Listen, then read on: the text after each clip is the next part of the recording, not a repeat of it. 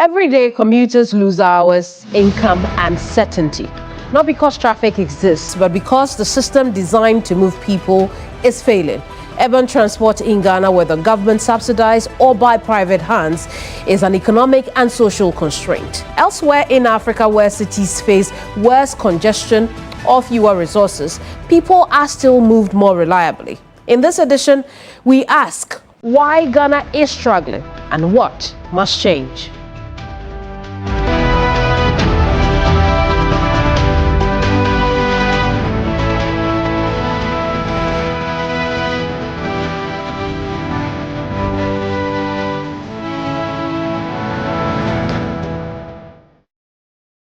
Now, Metro Mass Transit Limited was established for the very problem we see today, a public good meant to provide safe, reliable, affordable, yet fast urban public transport. That public good, now an inconsistent impression on citizens. I am Kemini Amano, and this is Hot Issues. My next guest is the Deputy Managing Director of the MMT, Harun Apau Redu.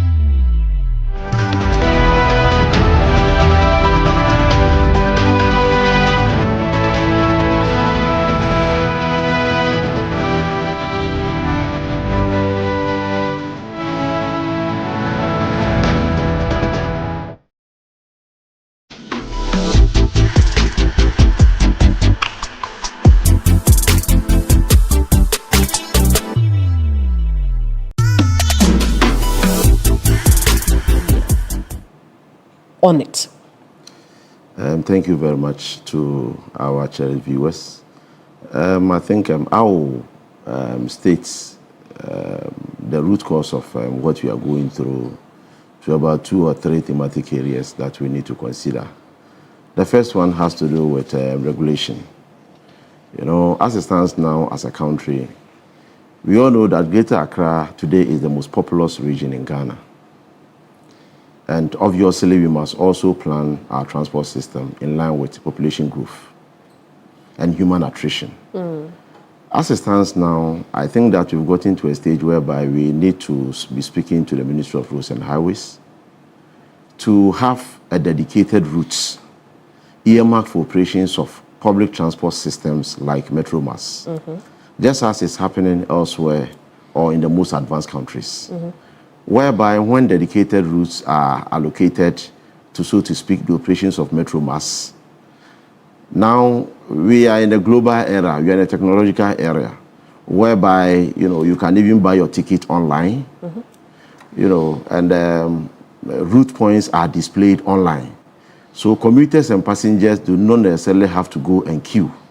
They can monitor from the system online when the first bus will be picking up from, say, Medina to Kimbu, from, say, Adenta to Accra, from, say, Ministries to Circle, or from Circle to Nungwa, or from Nungwa to Tema. But because as it stands now, we don't have a dedicated routes earmarked for bus stops for activities of Metro Mass and other state-allied transport institutions like Ayalulu. So it's becoming like the buses are just running around Accra without targeting where the human traffic is and where to park and where not to park, where to pick passengers, where not to pick passengers, because we don't have the regulation regulating the operations and the utilization of the route points in Accra. So by this time, just as it's happening in UK, as you are aware, you can be in the house, say you want to move from, say, Kent to Wolverhampton. You don't need to go and be upstanding queuing. You know when the first bus will be moving from, say, Wolverhampton. Properly scheduled. Exactly so to speak. But as a country, for the last decade, we've been trying to implement the BRT. Yes. Why haven't we been able to do that? I think that was started during the, if you check, during the first part of the NDC around 2016, thereabout. I think it all has to do with the political will. And I think that is where we are now. Because somebody feels that, well, in an attempt to enforce this order, persons and individuals who want to take the law into their own hands by running private transport system, we always want to do what you call the Wawa system, whereby the driver may not want to be loading from the terminal points, maybe as you put it, station, lorry station. But the lorry stations are regulated. Some of these drivers do not want to be operating from a lorry station.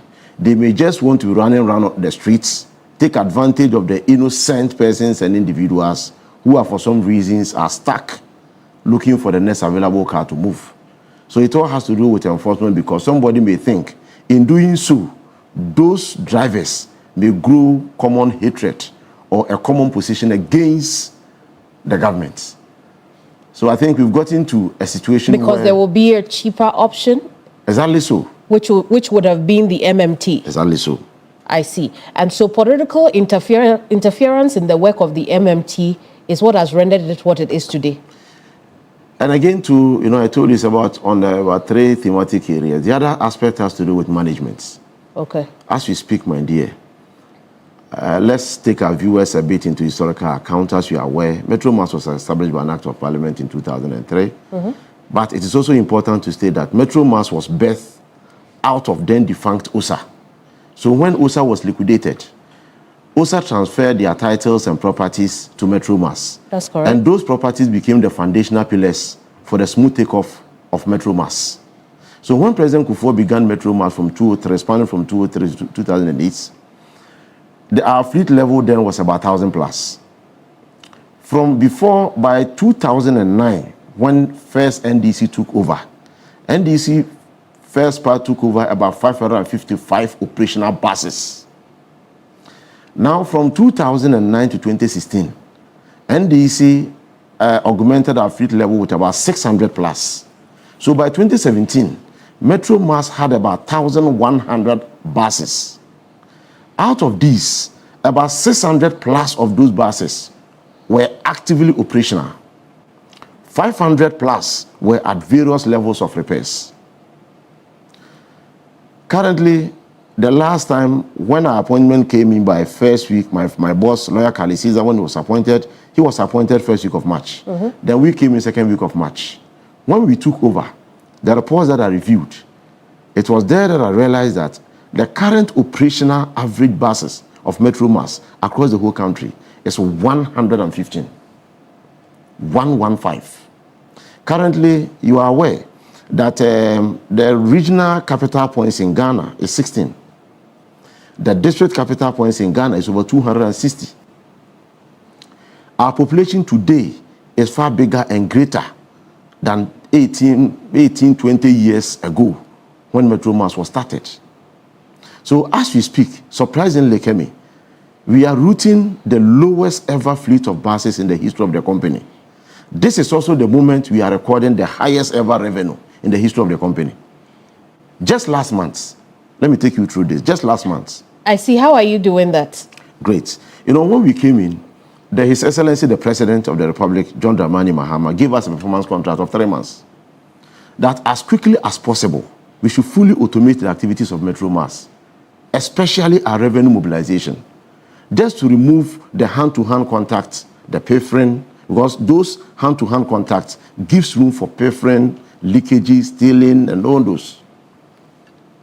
So we came to meet an ITMS solution of 45% coverage across Ghana. So within 2 months, we're able to fully automate the system. So currently, we've done about 99% across Ghana. We've been able to move our revenue mobilization. At some point, for the company somewhere 2 years ago, around 2024, they were routing about 250 buses. In some cases, they were recording 9.3 million. And the operational cost of the company then at the time was about 9.6 million. So they couldn't even pay salaries. That was how come at the time, anytime you see stories about Metro Mass, it has been workers' agitation, poor conditions of service, poor management here and there. As we speak, currently, when we came with the full automation of our revenue mobilization, it has been back to back. The least amongst all, normally our low peak moments is normally between June and July when the rains are up. Even around that, we are able to record about 13 to 14 million Ghana cedis for routing averagely 115 buses. 115 buses. So as we speak, and it's, you know, you've done a good job over the year based on what you're telling us. But as we speak, you have more scrap buses, more unserviceable buses than you have buses en route. Is that correct? Yes, I can say that because as we speak, I had wanted to draw you in. Surprisingly, by 2017, when the previous government took the reins of power, Kemi, it will surprise you to know that around 2017, 2018, they declared about 400 plus buses unserviceable. Those buses were scrapped, sold among some persons and individuals associated then to be part of the system then. Then 2 months into the elections, around October, Kemi, could you believe that another 313 buses were sold among some cronies? And surprisingly, when I reviewed the report, I realized that a whole bus of Metro Mass was sold at a paltry 2,500 Ghana cedis. I see you've been in office for at least 9 months. What are you doing about Thankfully for us, we commissioned an external auditors to get this issue done once and for all. And they submitted a draft report to us last week for our consideration. You have found all 300 buses now? No, we've not found because those buses have been sold to some cronies. And surprisingly, according to them, for selling 313 buses, they generated 2.9 million. And that money was supposed to go into an account called the bus acquisition account. In what state were the buses when they were sold? You see, what we realized was that the then management involved themselves in transport business, what we called cannibalization. Cannibalization is becoming like a deliberate attempt because they saw the business in the scrapping of buses as a low-hanging fruit, as a system to milk the system. So what they did was that maybe assuming bus A is packed just because of maybe ties. When the next bus comes in, and the next bus maybe needs maybe about Bolton North or Springs, instead of them to fix the first bus that requires or needs about 4 ties to be able to move back to the road, they will deliberately put that bus down, take the spring on that bus, use the spring to fix the bus B. So deliberately, they will just be removing those parts from that bus. Then when they get to a certain level, then they declare it unserviceable.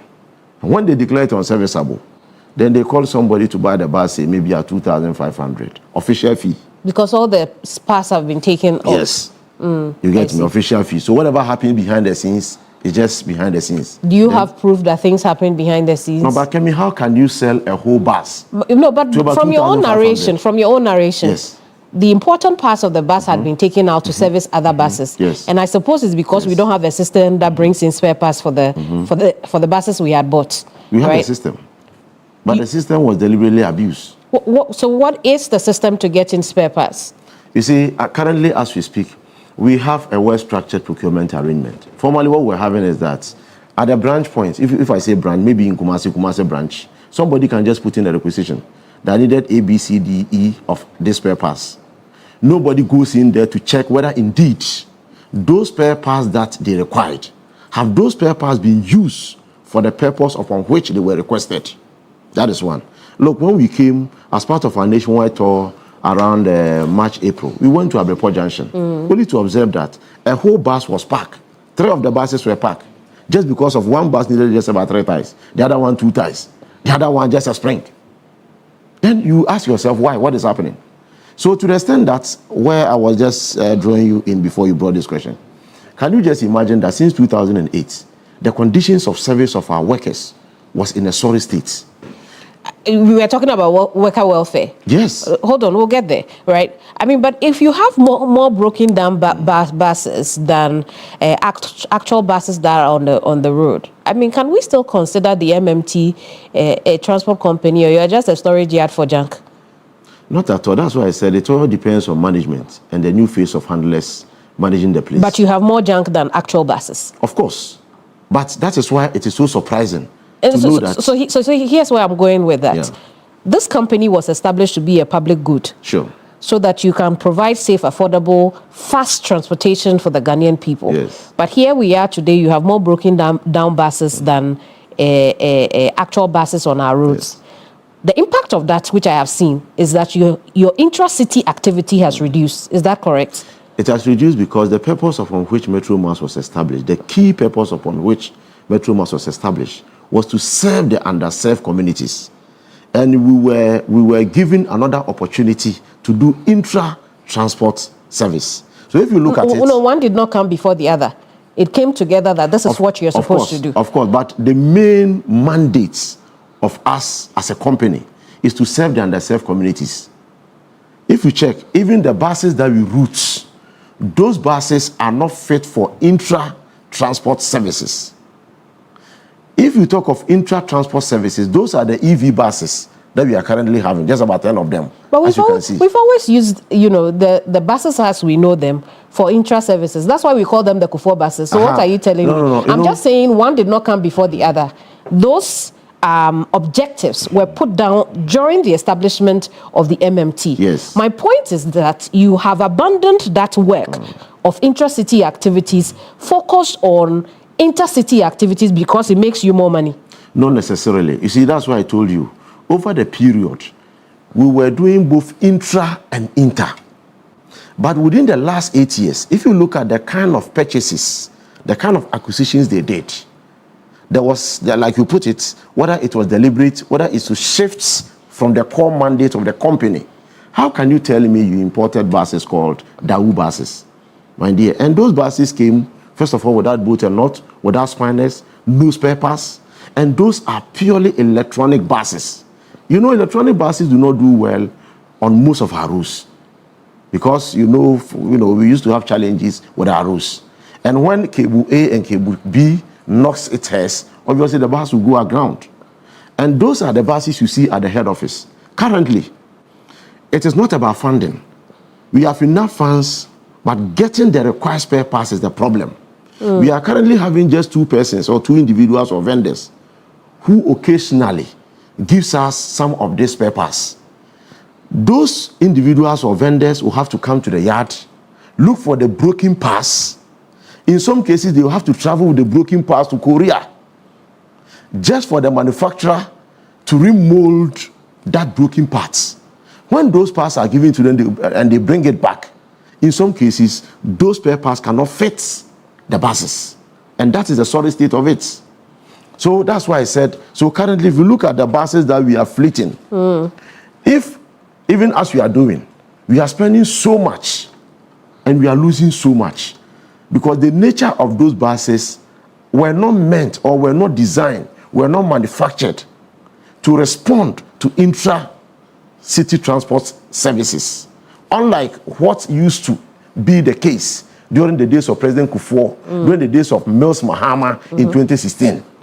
We had a double-decker, But if you bring in like these Daewoo buses, look at the number of hours this bus will have to be in the traffic.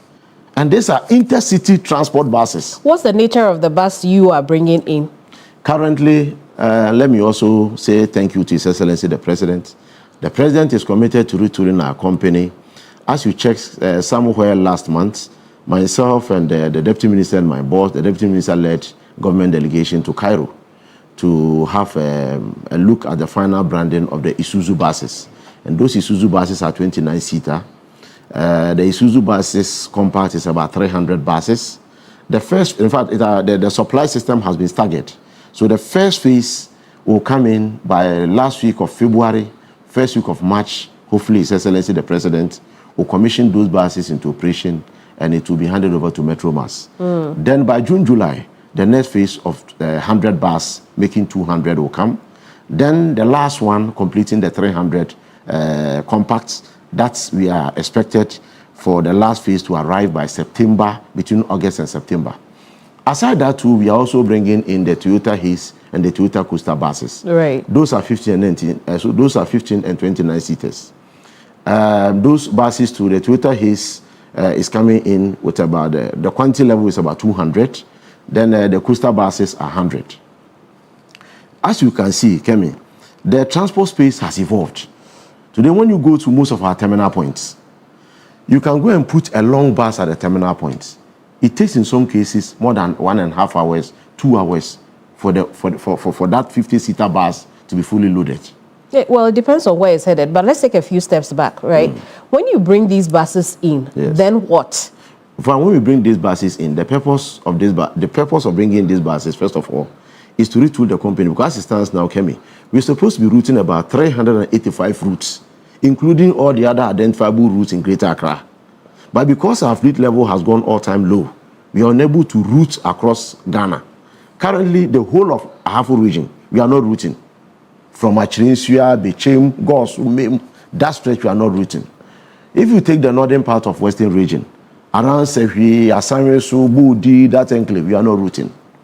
Again, if you check Western Volta North, from Nchumuru, Krache, all the way to the northern part, we are not routing because our fleet level has gone down. Now, we have 16 regional capital points. We are only routing just within 10 regional capital points. And day in and day out, the masses, opinion leaders, chiefs, traditional authorities, you name it, day in and day out are calling on us to extend our support services to their needs. But unfortunately, the field level has gone down, like I told you. So that will tackle. Yes. If you bring in those 300 buses, exactly, that will tackle intercity. And intra, God willing. Intra, God willing. Yes. But where will you pass? What do you plan to do about the BRT, or you are going to add to the traffic congestion? Not necessarily. In Greater Accra, we have about 3 terminal points. We have one at Kimbu, one at Adenta, the operational ones, then 1, 2 at Kaneshi. We also have another terminal point at Opera Square. Then directly opposite to Yoko, we used to also have a terminal point. But because the fleet level has gone down, some of those terminal points are just becoming a shadow of themselves. So you shut down your intracity routes. That's exactly what I'm saying. And the reason for that, which I mentioned already, is because it's not profitable. You are not able to move fast because you don't have the BRT. you don't have the dedicated routes to be able to move as fast as you should. And you are stuck in traffic. And you have a lot of people, but you're stuck in traffic. So it's not profitable. So MMT chose the easy way out and decided that let's do intercities rather, or inter-regions, so that we make more money and stay afloat. Not necessarily. Currently, as you are aware, we are doing intracity operational 24/7 weekly, daily, monthly in Accra. MMT is doing that. We are I checked your schedule. You don't have intracity schedule. We have. So let me run you through. We have. So what are your routes intracity? Yes, we have. You know, we have 10 EV buses. Okay. If you remember, these EV buses were told by then candidate Bamia, former vice president, that somewhere around 27 November 2024, the then government had procured, we were made to believe then government had procured about 100 of those EV buses, if you remember. Right. Only for it to turn out that when we came from the books, they only paid for 10, and 10 buses of the 100 compact was supplied. So these 10 buses, they at the time took it as a project. So when we came, we've made it a branch within the scheme of our operations. So now it is a branch operation. So their head office now is at Adenta. So that's correct. So we are currently routing some of those buses. We are routing them from Medina, Adenta, all the way to Kimbu. Others are also routing from Kimbu to Tema. Others are also routing from Kimbu to Circle proper. And others too are also routing through, on the La Paz route all the way to Tema. So we've actually divided the 10 buses amongst these strategic route points. However, buses that are routing originally from other regional capital points to Accra, say Kumasi to Accra, Tamale to Accra, Cape Coast to Accra, Wa to Accra, Bolga to Accra, Sunyani to Accra, Kofodio to Accra. When those buses get to Accra, you know, normally they get to Accra around early afternoon, by say between 1-2. When those buses arrive, those buses are supposed to do a layover to the next day. So the next day, let's say at dawn, those buses are supposed to pick passengers who want to be transported from Accra to say back to Kumasi, or Accra to Tamale, or Accra to Wa. When those buses arrive, because of the rush hour movement in Accra, okay, we have rerouted those buses to respond to the rush hour movement in Accra within the next 2 weeks. That has also come with its own associated challenges. What kinds of challenges? The challenge here is that, you know, the driver who drove the bus all the way from, say, Wa, brought the passengers to Accra. Obviously, the driver is tired. That driver cannot still be pushed or be allowed or be encouraged to still be driving or doing the rerouting of Accra rush hour movement because he's tired. So you need more drivers. So with that, we had to call in for more hands so that when this driver can sleep or can rest, so that at dawn, he can then move back to his original bay. That is not a problem. You have created employment, which is good. Yes, that's what I'm saying. That with this, it has actually given room for what we ordinarily did not anticipate. Okay. But we have to confront it.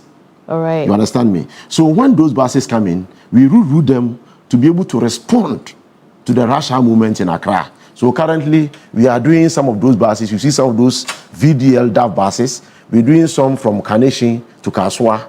You see some from Kaneshie all the way driving to Nsawam. Others are also moving from Kaneshie all the way to Tema. Others are also doing Kaneshie to Kimbu. All on the restored route. Yes. But you know, and again, just briefly, I want to go back to the EV story, because I checked from your website, which is where you can go and get a ticket ahead of boarding. And even your EV routes are inactive. In fact, there were only 2 routes that appeared to be active, even though on the website they had said inactive, but I could see the schedules that they were, they had put on the website. Accra, Ashaiman, Accra. No. And again, perhaps maybe your website needs updates. Maybe your website needs updates. So I'll go with what you have told me, right? Irrespective of that, it would appear that the MMT operates as an island that is not properly situated in the context that is needed in the country because you do not have the bus rapid lanes. And so all of these things you're saying, you still add to the congestion and the people don't feel the impact. Am I correct? I will say that if you limit it to only Accra, yes, to some extent you are right. But elsewhere in the country... No, limiting it to perhaps the urban centers. Yes. With that, I will agree with you. And that's why I said it all boils down to, or it all as a result of the kind of purchases, the kind of procurement, and the fleet levels that we have. Wouldn't your biggest problem then rather be ensuring that we implement the dedicated lanes for the buses? Exactly. That's why when I began my submission, I told you that some conversation behind the scenes is happening between the Ministry of Transport and Ministry of Highways, as you know. Okay. Because this is well seated with Ministry of Highways. So there's that conversation. Another level. When did that start? When did that conversation start? Very recent. You've been in office for 9 months and you only started recently. No, that's why I said when we assumed the reins of power. Because when we came, we have tabled that proposal. Right. That we've gotten to a stage where I think that if we had continued the 2016 vision, by this time we should not be talking about this. But it is better late than never. So we can still do something about it.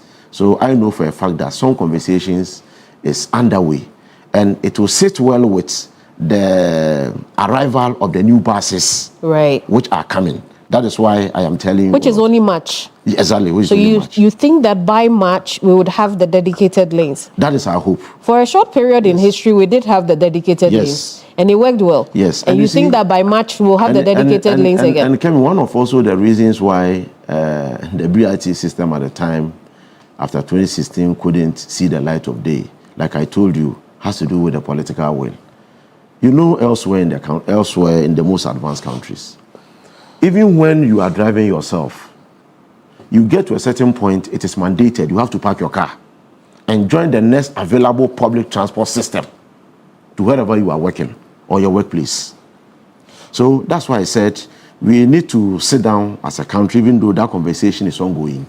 But when the time comes, let us embrace this decision, which may be tabled by governments, because it will be in the best interest of all of us. And Kemi, let me also state this on record.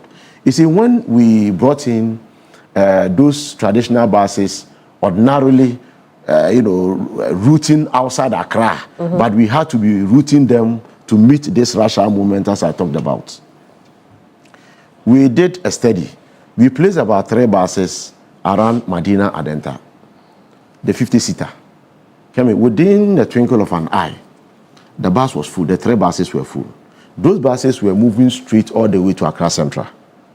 It took the bus to turn and come back more than an hour because of the traffic situation as we are talking about.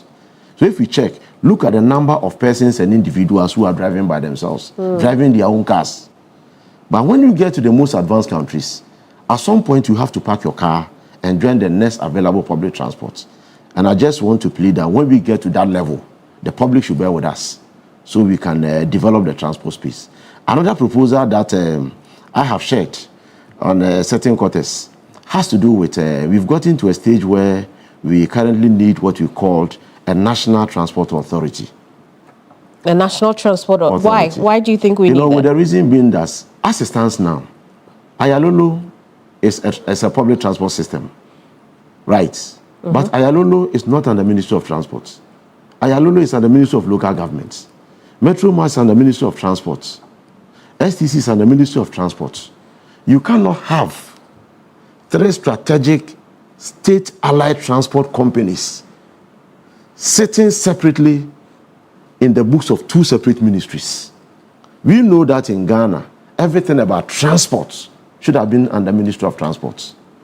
So if we are to have a National Transport Authority, that authority will properly regulate the activities and operations of bus operations within the city centers, so to speak, the intra-transport system services. Then again, we can as well deal with the inter-city transport services under one supervision, one control, one direction, one focus, and one mission. With that, there wouldn't be this business of, the ball is played here, the ball is played there. We know where to put the issues to. But as it stands now, as you know, Ayalolo is also doing their best. They have also complained that their fleet level has gone all-time low. And the number of commuters in Accra keeps piling up. So we can't hold anybody responsible for where the public finds itself today. So if you have an authority, I believe that we can rather put the issue squarely to the authority. Because the authority will make sure that those who are supposed to handle the intra-city services, they will deal with it. And those who are also supposed to do the inter-city transport services, it will also be dealt with. As it stands now, what is the structure? And again, the law might say different, or the establishment objective of MMT might say different, but perhaps the practicality would also take a different leg. So as we speak now, whose responsibility is it for the public good of intracity transportation? You see, currently, as it stands now, it sits well with Metromass. So it's Metromass that is failing us? Not failing us, so to speak, based on the question that you ask. If you look at Metromass, is the biggest transport company in Ghana. By law, we're supposed to be providing service for intra and inter, as you are aware. STC is only supposed to provide inter-transport services, intercity. Then comes in Ayalolo. And Ayalolo was directly created to respond to these issues that we are talking about. Right. So it's like Metromass's power or Metromass's duty, some has been partitioned a bit, so to speak. And that section which has been partitioned or carved out of our jurisdictional or operational mandate, the one that has been carved has been given to Ayalolo to manage. You understand? Well, you have the political will now. Are there conversations around establishing this transport authority which will properly put all these three organizations into proper context for the good of the public? Yes, I'm aware that right from before December, some conversations were happening between the two ministries, Ministry of Local Government and Ministry of Transport, just to make sure that we streamline and harmonize the three strategic states allied transport systems, so we'll be able to work from the same page for the common good of the ordinary Ghanaian. And coming, like I said, where I was going, you know, for me, I will tell you that Metromass is really a very strategic and a lucrative transport area. Lucrative? Yes, strategic and lucrative. That's, I don't see why government should put in so many buses. Then we get to a certain point that the buses cannot pay for themselves to generate more money so we can buy more. When we came in as new management, we took a private vendor's bus, minibus, as a tri-bus, just to test the markets so that it will feed into these 300 buses that we are going to do. So that we'll be in a position to know whether we can pay or we can pay. So that we don't even go in there at all to burden the Ghanaian taxpayer. You know, we took this bus about 6 months ago, this tri-bus that we are still trying. As we speak, we've paid 30% of the total cost of that bus. And from our extrapolation, we're supposed to finish paying these buses by 14 months, maximum. 1 year, 2 months, we should be able to finish paying for this bus. As we speak, within the last 6 months, we've paid 1/3 of the full cost of the bus. The ones that are coming? That we are trying, the tri-bus. The tri-bus? Yes. I see. You get me? And like I told you, currently, as we speak, we've also automated our luggage and parcels. Formerly, before we came, luggage and parcels were just recording about 500,000. Just last month, we recorded about 2.78 million Ghana cedis just for luggage and parcels after it automation. Then I told you, just last month, for routing 115 buses, we recorded over 70 million Ghana cedis in a month. So, assuming... So are you buying the 300 buses from your own coffers? Thankfully for us, if you check, those buses do not find or had no expression in the budget presented to Parliament. But the president and the finance minister, so to speak, the government, with us, again with the support of the ministry, had created the enabling environment, giving us all the push and the support. Look, we got commencement authorization letter. So government is paying for it? No, no government is paying for it directly. We got authorization letter from Ministry of Finance. We got approval from Public Procurement Authority that, look, on the strength of our own books, judge us within the last 10 months for routing just 115 buses. In some cases, we are making about 15 million Ghana cedis. So you are a vendor. The president says that he will not allow Metro Mass to be used any longer as a dumping site for any unwholesome machines. So we want to stand on the strength of our own books. You are a businessman. You are a vendor. Give us buses. We have the terminals. We have the routes. We have the passenger base. Give us the buses. Let's route the buses. And the buses will pay for itself. Give us 3 years. By 3 years, we would have finished paying. And those buses will become the property of Metro Mass and central government. And that is the package of these 300 buses. That's why I said, with the support of the president and the government. So Metro Mass is essentially buying its own buses? Yes. I see. To sit on our own books, we will pay by itself. So the spreadsheet is within 3 years.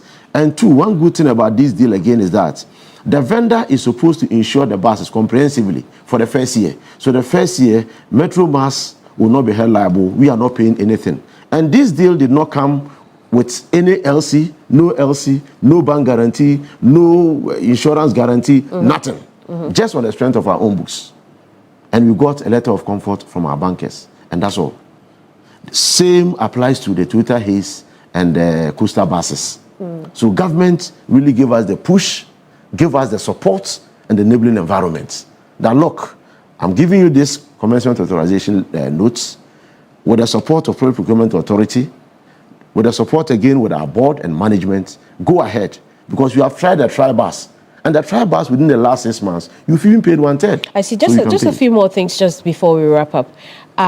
You've talked a lot about political will, and we see where it stems from. There's, the private transport operators on one hand, and then there is Metro Mass, which could even have a bigger muscle than the private sector, even though as of now, the private sector serves about 70% of our intracity routes, right?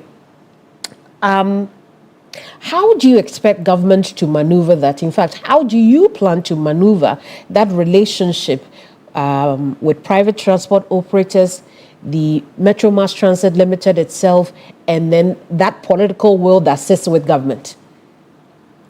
What should we do so that everybody gets an equal part of the pie or is happy with the share of the pie that they get? I think that for me, I don't see any challenge ahead.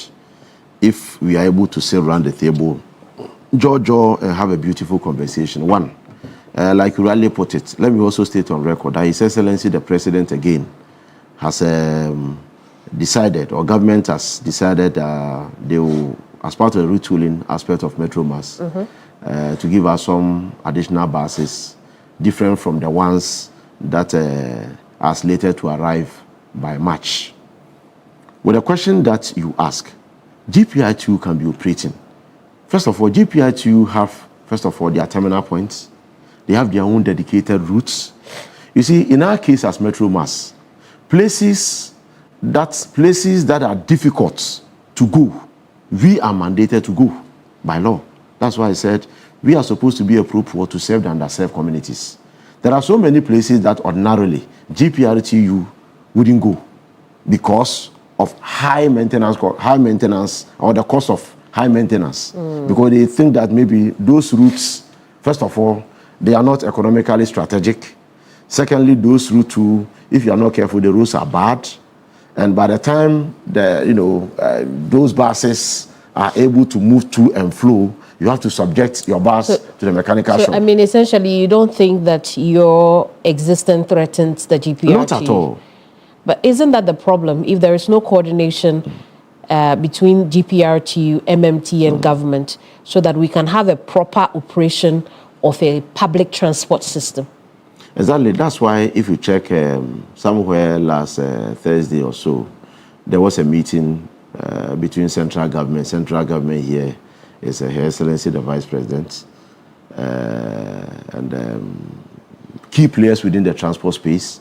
Ministry of Transport, local government, GPRT were invited. All of us were invited for that closed-door conversation to look at how best we'll be able to realign, how best we'll be able to commonly operationalize our movements so that we can serve the people of Ghana. But the problem is still not solved. It's still there.